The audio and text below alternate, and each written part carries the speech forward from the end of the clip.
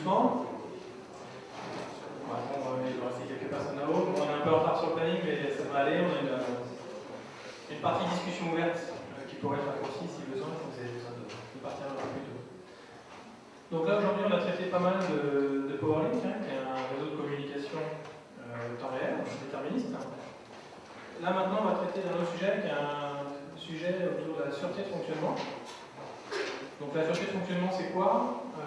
C'est en fait le fait de pouvoir protéger les personnes et également protéger les investissements.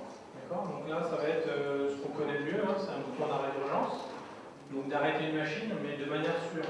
C'est-à-dire que si jamais il y a un problème, que ce soit un câble qui est en court-circuit, un câble qui est déconnecté ou un bouton lui-même qui est en panne, on va être capable de le détecter. On va s'assurer dans tous les cas qu'on est capable d'assurer vraiment la sécurité des personnes. Alors il y a deux termes qui sont utilisés, qui portent un petit peu à confusion. C'est le terme sûreté de fonctionnement et ou sécurité. Donc c'est deux concepts bien différents. Les deux sont mixés, malheureusement. Mais on parle vraiment ici de la sécurité des personnes. La sécurité, généralement, le terme lui-même est plutôt employé pour la sécurité au niveau virus, au niveau hacker. Donc ça, c'est plutôt le terme de sécurité. Et pour la sécurité des personnes, on parle plutôt en général le terme sûreté de fonctionnement. Voilà. Donc en anglais, la sûreté de fonctionnement, c'est safety, et la sécurité, c'est security. Mais vous allez voir que souvent, les termes sont complètement mixés et utilisés de la mauvaise manière.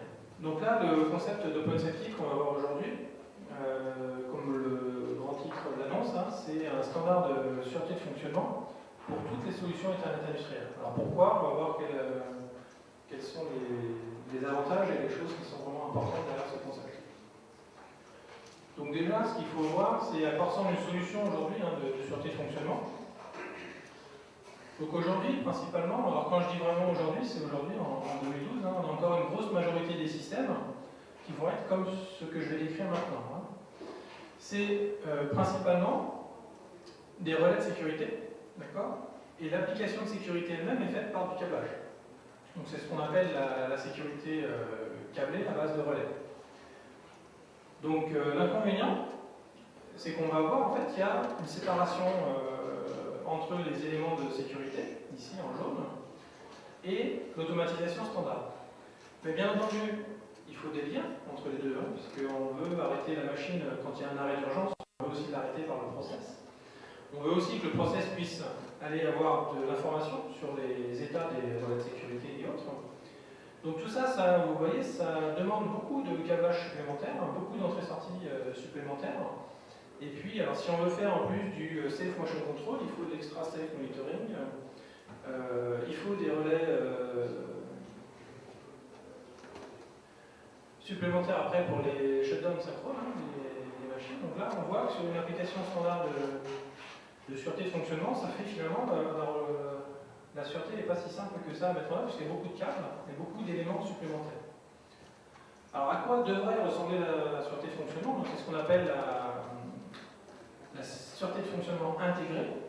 C'est-à-dire qu'on a, sur une architecture, comme on l'a vu ce matin, alors ça peut être du PowerLink, mais ça peut être autre chose comme réseau, on a un mix d'éléments de sécurité, enfin de sûreté de fonctionnement, en jaune, et d'automatisation standard en gris.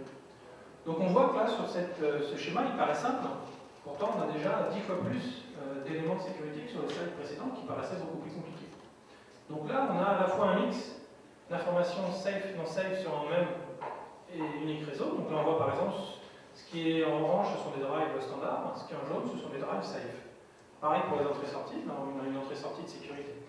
Et donc l'intérêt, c'est qu'on peut déjà avoir un seul et même câble pour tout. Deuxième intérêt, c'est qu'on est sur la sûreté de fonctionnement dans la programmation et le logiciel. Donc là, on arrive avec des capacités qui sont bien plus importantes que quand c'est du câblage. Donc si, par exemple, là, dans mon drive, je veux faire ce qu'on appelle le safe torque off, donc mettre l'arrêt le drive, je dirais sans torque et de manière sécurisée. Avant, il fallait un câble. Et puis si on voulait un safe limited speed, il fallait un deuxième câble, donc avec des relais de sécurité, avec toute une logique câblée qui était un peu compliquée. Là, aujourd'hui, on a un seul câble qui arrive, et dans ce câble-là, on va faire passer des fonctions logicielles. Et là-dessus, on peut faire passer, bien entendu, beaucoup plus de fonctions. Et ces fonctions sont un peu complexes à gérer, donc elles nécessitent aussi beaucoup de paramètres. Et donc le paramétrage ici est tout simplement logiciel. Donc ça simplifie énormément la sûreté de fonctionnement. Donc là, vraiment, ça aujourd'hui, si je reviens sur le slide précédent, c'est, voilà, là, j'ai montré qu'une fonction. Vous voyez, il y a un moteur et puis des îlots ou des blocs d'entrée-sortie. Il y a une seule fonction. Vous imaginez ici le nombre de câbles qu'il y a déjà. Là, vous voyez le nombre de fonctions qu'il y a. Vous multipliez les fonctions par 10. Donc ça, c'est l'avenir, je dirais. C'est la direction que prend l'industrie de manière extrêmement forte aujourd'hui et qui est poussée par les tous les constructeurs automatismes, sans aucune exception. Donc là, c'est la direction claire et visible du futur. Alors, quels sont les avantages? Donc les avantages, donc comme on l'a vu, c'est du câblage réduit. Alors, du câblage réduit et aussi moins de composants. Parce qu'ici, on voit qu'on a un bloc d'entrée-sortie, par exemple. On n'a plus besoin d'avoir de câblage supplémentaire pour avoir du diagnostic, par exemple, pour récupérer les entrées standards. On a moins de composants, puisque ici, ce câblage entrée-sortie, il va avoir son information diagnostic, par exemple, qui va être renvoyée sur le réseau standard. Parce que qui est renvoyé sur un même et unique réseau veut dire qu'on peut récupérer ces informations-là du côté safety, mais aussi du côté automatisation standard. Donc ça fait une réduction de coût de câblage et une réduction de coût de composants de manière extrêmement importante. Deuxième importance au niveau des effets, c'est le temps de réponse. On voit, alors il y a pas mal de gens qui disent oui, la logique câblée, il ne peut pas être plus rapide parce qu'il n'est pas plus rapide qu'un câble au niveau du transfert d'informations. Et le fait de rajouter du réseau ou du logiciel, ça va être plus lent. C'est en partie vrai, mais c'est aussi en partie faux. Pourquoi? Parce que autant on a un câble, autant on a des relais. Et les relais, c'est de la mécanique. Et pour faire bouger un relais au niveau mécanique, il faut aux environs 80 millisecondes. Il y a un temps de réaction mécanique, c'est comme tout à l'heure, on parlait de la pneumatique, qui a des temps de réaction qui vont être minimaux, je dirais. Pareil, là, les relais vont avoir un temps de réaction qui va être de l'ordre de 80 millisecondes. Avec ici la sûreté de fonctionnement à base logicielle, on peut être extrêmement rapide, avoir des temps, par exemple, qui sont inférieurs à 7 millisecondes. Donc là, on voit qu'on a un temps de réaction safe qui est 10 fois plus court. Donc ça, c'est très important. Pourquoi? Vous l'imaginez bien, le temps de réaction, c'est extrêmement important. Parce que, qu'est-ce qui va se passer? Il va se passer deux choses. C'est que si jamais on arrête plus rapidement la machine, elle va monter moins vite, par exemple, en vitesse. Et l'accident, s'il y a accident avec un opérateur, il va être beaucoup moins important. Puisqu'on va avoir 10 fois plus court en distance. On imagine bien qu'en énergie, ça va être 100 fois plus court. Donc on va avoir 100 fois moins d'énergie délivrée. Donc l'accident sera moins dangereux. S'il y a accident, comme ça s'arrête beaucoup plus vite, souvent en plus ça permet de ne pas avoir d'accident du tout, puisque la personne n'est pas heurtée par la partie mécanique. Ça permet aussi, puisqu'on est capable de détecter les problèmes de manière plus rapide, par exemple, d'avoir des barrières de détection immatérielle plus proches de la machine. Ou par exemple, avant il fallait mettre des barrières à 2 mètres pour pouvoir laisser le temps de la machine de s'arrêter, le temps qu'un opérateur s'approche de la machine. Maintenant, on va pouvoir mettre la barrière beaucoup plus proche de la machine, parce que le temps d'arrêt va être beaucoup plus rapide. Donc ça permet de gagner de la place au sol. C'est un effet secondaire, je dirais, de gain de rapidité, et qui a des impacts forts sur le coût, puisqu'on sait bien que la place occupée au sol par une machine, c'est un coût important dans les usines.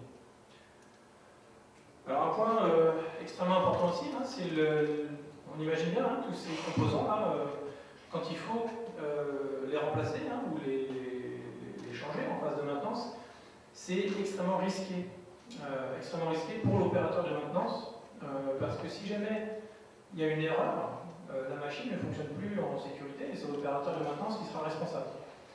Avec la sûreté de fonctionnement logiciel, il n'y a plus aucun paramétrage manuel. Donc si jamais vous avez un équipement en panne, vous le remplacez, automatiquement il va être vérifié, la nouvelle version va être vérifiée, validée, et la reconfiguration va être complètement automatisée et de manière purement logicielle. Donc il n'y a pas d'impact au niveau de l'opérateur. L'opérateur ne peut pas faire d'erreur de paramétrage. Et ça, c'est très important aujourd'hui. Pour deux raisons. La première, c'est que si ce gars-là fait une erreur, c'est lui qui est responsable, c'est lui qui va en prison. Et le pire, c'est si jamais c'est pas lui qui fait l'erreur, il fait que remplacer un relais qui était en panne, il reconfigure de la même manière que ça l'était avant, et que c'est l'opérateur précédent qui a fait l'erreur, c'est quand même lui qui est responsable. Parce que c'est lui qui n'a pas vérifié que le câblage était correct. Et vous imaginez sur une grosse installation de sûreté de fonctionnement, s'il faut aller vérifier tout le câblage avant de dire ok, j'ai changé le relais et tout va bien, bah, on va gagner beaucoup de temps et on va réduire beaucoup les risques ici avec ce système. Donc ça c'est aujourd'hui extrêmement important pour les opérations de maintenance sur les systèmes de sûreté de fonctionnement. Alors comme je l'ai dit, on a beaucoup de fonctions. Hein. Maintenant on est en fonction de sécurité, enfin de sûreté de fonctionnement logiciel. Donc on a plein de fonctions possibles et imaginables, et ça c'est super intéressant. Alors, on a bien entendu, comme avant, le safe torque off, mais on a aussi le safe stop synchronisé, le safe limited speed, le safe direction, le safe limited increment. Toutes ces fonctions-là aujourd'hui sont extrêmement faciles à mettre en place. Hein. C'est de la programmation sous forme de bloc de fonctions, d'accord, une petite PLC open. Hein. Donc ça c'est extrêmement facile à mettre en œuvre. Alors, quel est l'avantage? Alors l'avantage il est, parce que c'est bien de dire on a des fonctions intelligentes, mais quel est l'avantage pour la machine? Alors je prends un exemple, hein, ici, cet exemple-là, hein, une machine à imprimer. Donc précédemment, qu'est-ce qui se passait? Donc il y avait un bouton d'arrêt d'urgence, ou alors un détecteur sur un capot. Hein. Donc on ouvrait le capot pour voir ce qui se passe. Grosso modo, qu'est-ce qui se passait? Voilà, la machine se mettait en safe torque off, hein, toute la machine s'arrêtait, complètement désynchronisée. Et donc qu'est-ce qui se passait? Voilà, quand on voulait redémarrer, eh bien, il fallait absolument tout resynchroniser. Donc une machine à imprimer, pour synchroniser, ça peut prendre jusqu'à 20 minutes, et on peut perdre jusqu'à 1 km de papier. Donc on imagine le coût hein, d'un arrêt. Ça peut aussi avoir un effet secondaire, c'est-à-dire que les opérateurs, après, ce qu'ils vont faire, comme c'est tellement long à remettre en place, ils vont aller faire comment on appelle ça bypasser là, chanter. Non, c'est pas très français non plus. Comment? Ouais, on va prendre ça. Ils vont aller en fait mettre hors service le système de sûreté de fonctionnement. Pourquoi? Parce qu'ils veulent aller regarder comment ça se passe, ils veulent ouvrir le capot sans que ça s'arrête. Donc en fait, ce qui se passe ici, avec ce système-là, on va avoir beaucoup de systèmes dans la nature qui vont être finalement désactivés en termes de sûreté de fonctionnement. Pourquoi? Parce qu'ils font perdre trop de productivité. Est-ce que quelqu'un parmi vous peut deviner aujourd'hui le nombre de systèmes en Europe de sûreté de fonctionnement qui sont désactivés comme ça? Un pourcentage? Plus. Ouais, non, je suis pareil. 60%. D'accord? Donc c'est énorme. Donc on a pas mal d'accidents, malheureusement, qui sont liés à ça. Donc là, aujourd'hui, qu'est-ce qu'on est capable de faire? On est capable de faire, par exemple, on ouvre le capot, la machine ne s'arrête plus, la machine ralentit. Et on est toujours avec une vitesse limitée, d'accord, mais toujours de sécurité. Et par exemple, si on peut faire ça après en 2 étapes. Donc on ouvre le capot, la machine ne s'arrête pas, donc la production ne s'arrête pas, elle va juste à une vitesse non dangereuse, c'est-à-dire qu'on peut aller manipuler d'un peu plus près la machine. Et après, si vraiment, par exemple, il faut aller au plus près de la machine ou changer une pièce, là la machine va s'arrêter, mais elle va s'arrêter avec un arrêt synchronisé. C'est-à-dire que la machine va s'arrêter mais rester synchronisée. Ça fait qu'on enlève la main, on a fini, on referme le capot, la machine redémarre en production, vitesse full speed, sans avoir à faire de resynchronisation. Donc là, on voit bien que ça, c'est extrêmement intéressant. Pourquoi? Parce que ça permet d'arrêter, de perdre de la production sur des arrêts d'urgence. Alors après, on a tout ce qui est safe robotique, hein, là ça n'a pas été abordé aujourd'hui, mais c'est extrêmement intéressant aussi. On commence à voir l'interaction entre l'homme et la machine. Bon, un robot, ça fait toujours peur, et aujourd'hui on les met dans des grandes cages, hein, pour pas qu'il nous abîme un opérateur de maintenance. Là, avec ce genre de fonctionnalité, on peut très bien imaginer la safe robotique, où le robot lui-même va aller de manière intelligente s'intégrer dans son environnement, s'il détecte un opérateur dans son périmètre de fonctionnement, il va soit éviter la zone où est l'opérateur, soit ralentir sa vitesse pour avoir des vitesses non dangereuses. Voilà, donc là ça ouvre plein d'opportunités. On n'a pas que de la réduction de coûts, on a aussi beaucoup d'augmentation de productivité et de nouvelles fonctions pour vos clients. Alors, donc il y a plusieurs solutions de sûreté de fonctionnement aujourd'hui sur le marché intégrées. Donc il y a ProfiSafe qui est limité à Profibus et Profinet. SIP-Safety qui est limité au protocole Rockwell et à Serpos, Safety over Ethercat qui est limité à Ethercat, SafetyNetP qui est un protocole propriétaire de la société Pils. Donc ça, c'est des systèmes qui ont 2 problèmes. Donc déjà, c'est des systèmes propriétaires ou limités à certains bus de terrain. Et bien entendu, ces technologies ne sont pas compatibles entre elles. Donc si vous avez aujourd'hui une machine avec un réseau Profibus d'un côté, et puis du DeviceNet ou du Ethernet IP de l'autre côté, vous allez avoir 2 standards de sûreté de fonctionnement, d'accord, sur la machine, et les 2 parties ne vont pas pouvoir communiquer ensemble. Donc ça, c'est gênant. heureusement, on a une solution. Ça s'appelle OpenSafety. Donc l'idée d'OpenSafety, en fait, c'est d'avoir un standard ouvert. C'est important, comme pour Orlink, on est sur des standards ouverts, open source, et qui sont complètement indépendants, ça c'est très important, des bus de terrain. On est capable de les faire tourner sur tous les bus de terrain. On n'est pas limité à une technologie. Alors, exemple, voilà, ce genre d'architecture qu'on a pu voir un petit peu dans les présentations. C'est-à-dire qu'on va avoir une machine avec du matériel tournant sur un réseau PowerLink, une autre partie sur du SerPros, du Modbus, c'est un ATP de Profinet. C'est un exemple. On peut imaginer tous les bus de terrain ici, tous les constructeurs d'automatisme, et là, OpenSafety est un seul et unique réseau de sûreté de fonctionnement. Donc il est à la fois indépendant, c'est très important, hein, des couches hardware, software et réseau. Et indépendant d'un point de vue technique, mais aussi légal. C'est-à-dire qu'aujourd'hui, non seulement on autorise, hein, mais on pousse OpenSafety sur tous les bus de terrain. Alors ça, c'est les parts de marché qu'on a vu ce matin. Hein. Donc aujourd'hui, OpenSafety a été démontré sur Ethernet IP, Modbus TCP, PowerLink, SerPros, Profinet et l'Ethernet standard, bien entendu. Donc déjà aujourd'hui, on couvre le camembert, hein, le jaune, donc on couvre 91% du marché mondial des Ethernet industriels. Donc ça c'est important, parce que cette technologie-là, aujourd'hui, est capable, c'est la seule technologie hein, qui est capable de couvrir tous les marchés du monde.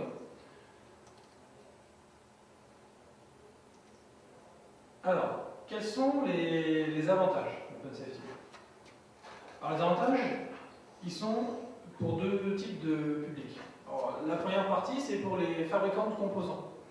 Alors pourquoi? Parce que, on l'a vu un petit peu tout à l'heure, hein, on a des sociétés comme Asco Pneumatics hein, ou autres, ou HMS, qui proposent des produits sous différents protocoles. Alors pourquoi? Parce qu'il y a eu une guerre des bus de terrain, donc il n'y a pas eu de gagnant malheureusement. Il y a eu une guerre des Ethernet industriels, rebelote, il n'y a pas eu de gagnant non plus. Donc on se retrouve aujourd'hui avec grosso modo 5 Ethernet industriels qui se partagent le marché. Les bus de terrain, grosso modo, il y en a 2. Hein. Donc ce qui fait qu'aujourd'hui, au niveau ici des couches de communication, bah, on a pas mal de monde. Et ici, au niveau des protocoles de communication, on a aussi pas mal de monde. Alors, si on suit cette logique, hein, on va se retrouver avec aussi plein de protocoles de sûreté de fonctionnement. Alors là, on a un problème. Pourquoi?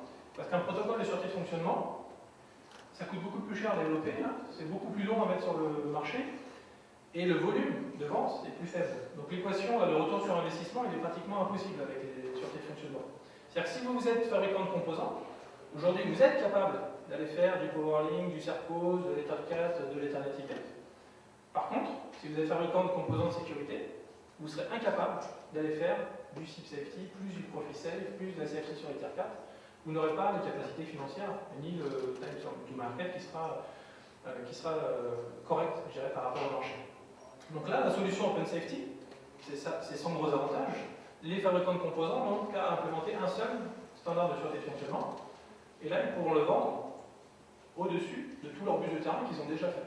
Donc ça, c'est un gros avantage parce que c'est ce qu'on appelle ici un seul investissement. Donc c'est le même standard de sûreté de fonctionnement pour tous les bus de terrain. Donc le temps de développement il est réduit, hein, puisque la stack OpenSafety est disponible open source. Bon, bien entendu, elle est gratuite, hein. Elle n'a pas de licence, elle n'a pas de brevet, et on peut l'intégrer facilement dans les produits. Donc c'est au niveau de l'investissement, c'est un investissement sécurisé, hein, c'est pour une indépendance complète. Hein, vous êtes dépendant d'aucun constructeur, hein, que ce soit un constructeur de matériel ou alors un constructeur, enfin, un fournisseur de logiciels, puisque c'est une stack open source. Et la certification est facilitée, hein, puisqu'il y a des tests de conformance avec TÜV qui sont mis en place. L'avantage, je dirais le plus important, hein, parce que les fabricants de composants, malheureusement, ils ont l'habitude de supporter pas mal de coûts. Maintenant, le plus important, je dirais, c'est pour les utilisateurs. Alors, on va prendre cet exemple où on a une usine avec 4 machines, machine 1, 2, 3 et 4, et chaque machine vient d'un constructeur d'automatisme différent et est porté par un réseau différent. Mais en fait, ici, avec OpenSafety, c'est la possibilité d'avoir une communication safe entre tous les éléments de toutes les machines.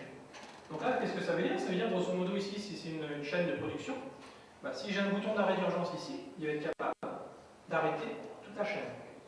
Donc, on a une interaction possible entre toutes les machines avec un seul et même standard de sûreté de fonctionnement dans toute l'usine. Donc ça, c'est vraiment ce qui est important, c'est un seul standard pour toute l'usine de production. Donc ça fait, bien entendu, des réductions de coûts, puisqu'on va avoir au niveau des pièces détachées un seul standard à supporter. On va pas besoin d'avoir 4 pièces détachées différentes qui supportent 4 standards différents. On aura moins d'arrêts, puisque grosso modo, imaginons qu'ici on est un robot, un robot palettiseur. Il y a une personne qui s'approche du robot palettiseur, lui doit réduire sa cadence. Potentiellement, on peut, à l'étire, de réduire la cadence de toute la chaîne de production, si on le souhaite. Donc ça évite, par exemple, d'avoir à bosphériser des pièces. Donc ça, c'est quand même pas mal d'avantages, et bien entendu, une maintenance simplifiée. Donc ça, c'est aujourd'hui poussé par les utilisateurs. Donc là, par exemple, M. Brian Griffin de Nestlé, qui aujourd'hui, clairement, indique ici qu'il souhaite un seul standard pour toutes ces usines. Donc vous reconnaissez, je pense, ce logo. Typiquement, c'est le genre d'utilisateur aujourd'hui qui a compris tous les bénéfices qu'il pouvait attendre d'une techno comme OpenSafety. Et bon, ça, c'est un exemple, mais on en a aujourd'hui, je crois, plus de 70 de personnes qui demandent à leurs fabricants d'automatisme d'intégrer OpenSafety. Bon, voilà 3 qui représentent pas mal de marchés français, donc les sociétés Alstom, Nestlé ou Sider, qui vraiment, ici, vous voyez, c'est un testimonial dans lequel ils indiquent qu'ils supportent la technologie OpenSafety. Ils demandent à leurs fabricants de composants d'automatisme de les aider, je dirais, dans cette démarche. Voilà, donc pour finir, on aura un petit peu de temps comme ça pour les questions-réponses. OpenSafety aujourd'hui est certifié, je n'ai pas indiqué, mais niveau SIL 3, catégorie donc 4, ou performance level E. Il est possible de l'utiliser dans toutes les industries. Il est présent dans une grande majorité des industries qui sont indiquées ici. Il est aujourd'hui à l'étude pour éventuellement monter un petit peu en sécurité et passer sur du SIL 4. Ça peut être utile par exemple pour le transport. Et bon, les gens y voient beaucoup d'intérêt parce qu'en fait, comme c'est open source, on est capable d'aller modéliser le comportement. La stack OpenSafety, c'est vraiment aujourd'hui ouvert. Les experts en sûreté de fonctionnement sont capables d'aller regarder le code et regarder les spécifications. Tout est ouvert et disponible. Et on est capable de modéliser le comportement, faire ce qu'on appelle le model checking, par exemple, sur la pile OpenSafety.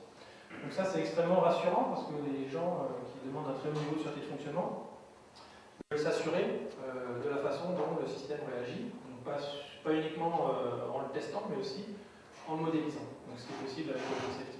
Donc OpenSafety, aujourd'hui, est vraiment la technologie qui est pressentie pour toutes les industries. Voilà, je pense que c'est la dernière. Donc je ne sais pas si vous avez des